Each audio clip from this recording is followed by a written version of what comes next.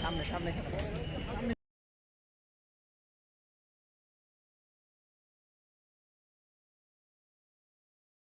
সংগ্রামী প্রিয় তৌহিদি জনতা, এবার যে বক্তব্য পেশ করবেন বিশিষ্ট মুনাজির ও গবেষক মুফতি রিজওয়ান রফিকি।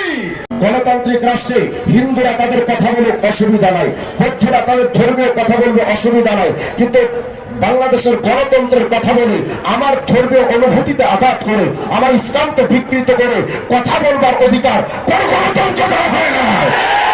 আবুল সরকার প্রথম যে বলেছে যে আল্লাহ তাআলা বলেছেন আউয়ালু মা খালাকাল্লাহু ইশক, আল্লাহর প্রথম সৃষ্টি ইশক।